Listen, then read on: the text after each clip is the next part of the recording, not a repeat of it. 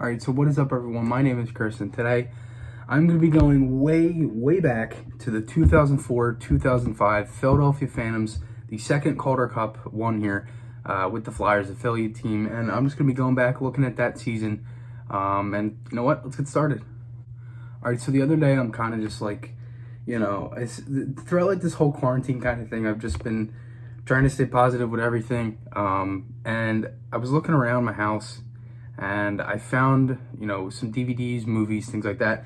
And the one thing I found was this, the Philadelphia Phantoms Championship DVD from 04-05. So I watched a lot of that stuff, the regular season open video, the Calder Cup prep rally, celebration party, the news coverage, the season recap, a bunch of different things, Hall of Fame night, the in-game pump-up videos. So much stuff in that. Really nice DVD. If you ever get a chance to get your hands on it, I would, because it's kind of hard to find since it was 15 years ago. But even still, it's a really nice DVD, and it really helped me with making this video as well. But now, this Phantoms team was very good. There was a lot of things that went into this team. They had the goaltending, they had the defense, they had the scoring. They really had everything. They were physical. They could do a lot. If you probably noticed already, I got the purple jersey on. It's not the exact same jersey, but it is a purple jersey because the ones that the Phantoms wore, they had white down the sleeve. This one has black instead of white. But even still, it's a really nice jersey, and I don't even know where I got this. But why am I even talking about this? Let's get into this team. So you may remember this. Some of you may not. That's just why I'm doing this video, because some people don't realize that the Phantoms were so good this season and then missed the playoffs the next 2 years, and I'll talk about that in a little bit. So they had John Stevens, Shel Samuelson, and Craig Berube as the coaches. John Stevens being the head coach, Samuelson and Berube being the assistant coaches. So really, the Phantoms, they started the season 0-2-0, or 0-2-0 because they counted the shootout record in that. But they dropped their first two games of the season on the road, and then the Phantoms posted a 5-3 victory over Hamilton, which was Montreal's AHL team or affiliate, in the home opener on October 22nd, which would be the first win in a 17-game win streak, in which they set with a 3-1 victory in Hershey on November 27th. So that was the last game they won with that 17-game win streak. But, they started out the season, and they go like on a 17-game win streak after they start out losing the first two games. Really nice record there, and they ended up finishing the season 48-25, 0-7. Really nice record. They were second in the division, and the only team that was in front of them was the Jason Spezza-led Binningham Senators, which were they were pretty damn good too. But the Phantoms, they ended the season 16-7-1 over the final 2 months of the regular season. They were only 3 points back of first place. Really nice record. And then on one of the last games of the season, April 15th, Ninemaki, he had a 4-1 win over Hershey. He broke the team record for the most wins in a season by a goaltender. He got and that was his 32nd win. And his veteran teammate, who was still on the team at the time, Neil Little, he set two records back-to-back in 96-97, the first year of the Philadelphia Phantoms, and then the second year when they won their Calder Cup in 97-98. He had 31 wins in both seasons. So Ninemaki breaks it here in the second Calder Cup season with 32. Really nice record. So to get into some stats, Umberger, in 80 games played in 04-05, he had 21 goals, 44 assists for 65 points, really nice season. Johnson, 63 games played, 35 goals, 26 assists for 61 points. Sharp, 75 games played, 23 goals, 29 assists, 52 points. And again, Patrick Sharp, I still can't believe the Flyers traded him, but even still, it was a really nice season for him. John Slady, he had 44 points as a defenseman. Mark Murphy, 43 points as a winger. Dennis Seidenberg, a defenseman, had 41 points, 13 goals, 28 assists. So they're getting their depth scoring from their defensemen, and the leading point scorer with Umberger with 65. Sim was 61, but even still, really nice sim of points there. And then again, like, they had a lot of guys too that were around like the 15-20 point range, a lot of guys that were around 10-15 goals. So everyone was really pitching in for this team. and that definitely helps when you have the depth scoring going into a real late playoff run and things like that. So Ninemaki, he finishes the season with a 927 save percentage, a 2.07 goals against the average, and a six shutouts, and he's 33, 21, and 4. Really nice record there. Neil Little, he has a 921 save percentage, 234 goals against average, 3 shutouts, and he's 15, 7, 0. Really nice tandem there. They both get pretty good goaltending, and even still, it was crazy. So the Phantoms, they were already good going into the playoffs. They were a really solid contender. Obviously, they finished in second place, and they did this before they had Richards and Carter on this team. So, like, what happened was the OHL Memorial Cup ended. So what happened was Richards and Carter both joined the Phantoms for their playoff run. So Carter came in at the beginning of the playoffs because he was on the Sault Ste. Marie Greyhounds, and Mike Richards was on the Kitchener Rangers, and they both joined after the Memorial Cup. Carter arrived in time, so Carter came before Richards. He was in time before the final week of the regular season, so he played like a little bit, and he ended up ending the AHL playoffs with the leader in the points. He had 23 points in 21 games played. He had 12 goals, 11 assists. Richards joined 1 game into the second round, and he got 15 points, 7 goals, 8 assists in 14 games. So right there, they both come in basically with like no time to even prepare or really do anything. Obviously Richards had more time than Carter, but they both come in and they get, they're both over a point per game player. Richards being 1 point, Carter being 2 points. That's unreal right there, and you're getting depth scoring from your two rookies right there, which were like the leading guys for this team, and really the main rookies of this team, because Carter was taken 11th overall, Richards taken 24th. So you have 2 of your main guys right here, and that scenario of the draft picks and everything just reminds me a lot of Provorov and Konechny, because they're 2 of the main Flyers guys now. They're taken in the same draft, and the picks aren't that far. Konechny was actually taken 24th, and Provorov was taken 7th, but he was still 11th overall, 24th. It's pretty similar to Provorov and Konechny, and it's definitely really something that they needed. So the Phantoms 05 playoff run began against Norfolk. They were the affiliate of Chicago, Tampa Bay, and Anaheim. And now they're the San Diego Gulls. So that's the Ducks affiliate. So really they just changed names. But you guys probably know this. The AHL schedule is a little bit weird. They play a lot of weekend games, Friday, Saturday, Sunday. The Philadelphia Phantoms used to play. Obviously, they were in Philadelphia for a long time, from '96 to '09. But even still, they played different games. So they started their first round against Norfolk, and that was a team that beat them 6 out of the 10 meetings they had in that season.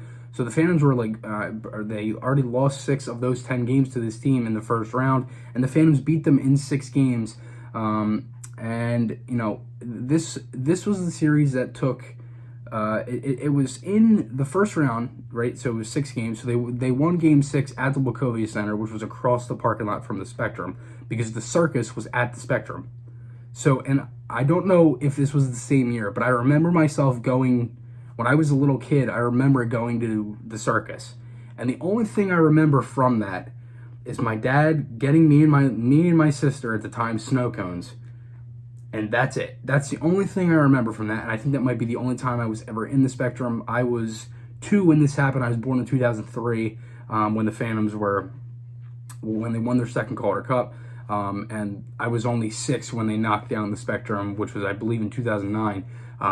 But that's really all I remember of the Spectrum. So if this is true of me going to the Circus around this time, I guess I was there, and the Phantoms were right across the street. So, and it's funny just because of how I became a big fan of hockey and things like that. But after that, the Phantoms, they played all 13 of the Calder Cup home games in the much larger building, which was the Wachovia Center. It was a lot bigger than the Spectrum, so they played a lot of their home games there.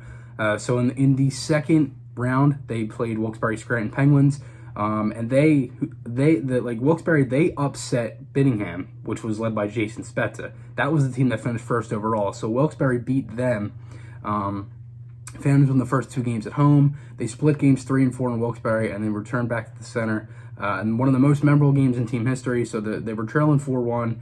at the midway point of the third period, and the Phantoms exploded for 6 unanswered goals and in the game's final 10 minutes, and they won the game 7-4. Unreal. And then they went on to play the Providence Bruins, and then they also extended their postseason home ice record to a perfect 11-0.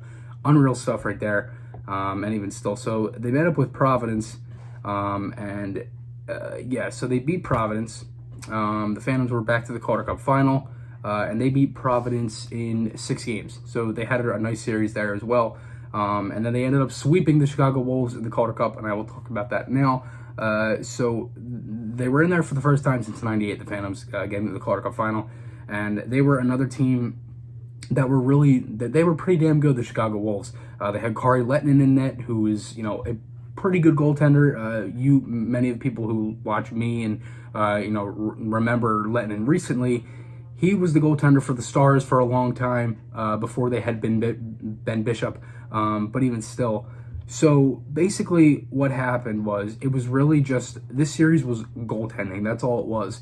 And both these goals were both Finnish goaltenders, Niinimäki and Lehtinen.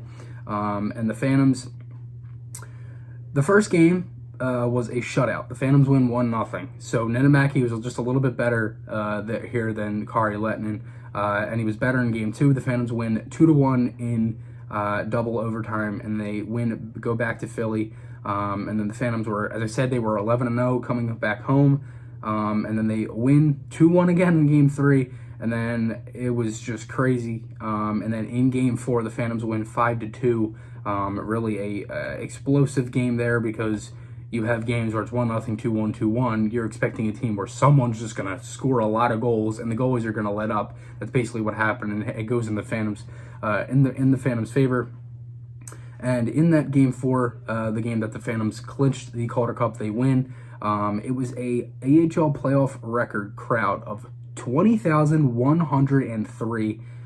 That's just unreal, because again, this is a lockout season for the NHL. The Flyers didn't play this year. So this is another reason why this was such a big, the whole city of Philadelphia was around this, because there was so much. And another thing is there really was no other AHL team. I mean, you had the Firebirds, who were around for a couple years, and actually have a Firebirds puck.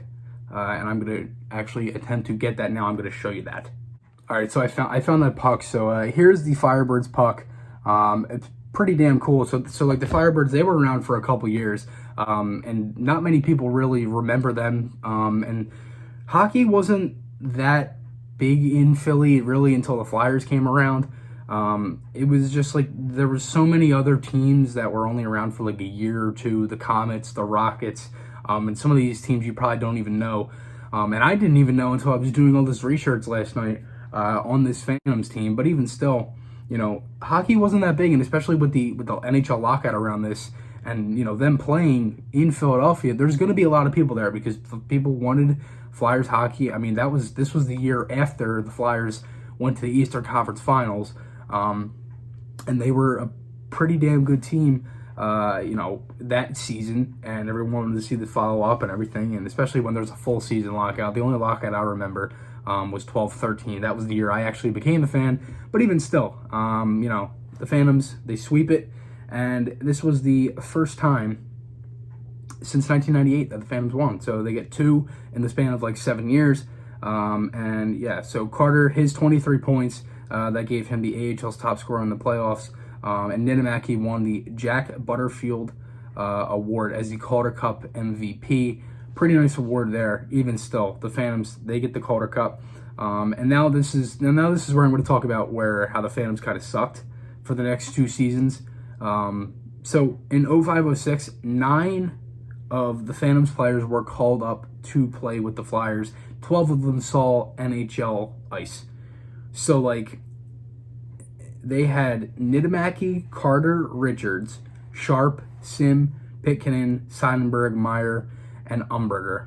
They all played with the Flyers in the 05-06 season. So the Phantoms missed the playoffs for the 05-06, 06-07. And many of you remember this. The Flyers were awful in 06-07.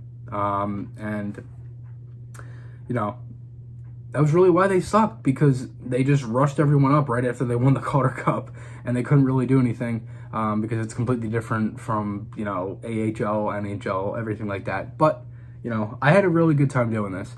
I definitely would do something like this again. I would love to try to go back.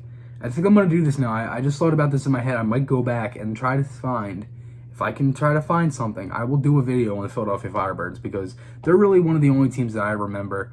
You know, my dad's told me a lot about the Firebirds before, because they were around from 74 to 77 in one league, and then for 77 to 79, so they were around for 5 years, just different leagues. They went to a different league. But they're really the only team, also them and the Philadelphia Blazers. And obviously, majority of you know all the youth hockey with the Blazers and things like that, which obviously isn't the same team, but they've carried that name around. But, you know, I had a great time doing this. Remember, guys, podcast articles, those links are on my channel. I hope you guys enjoyed this one. I'll see you guys in the next one, and goodbye.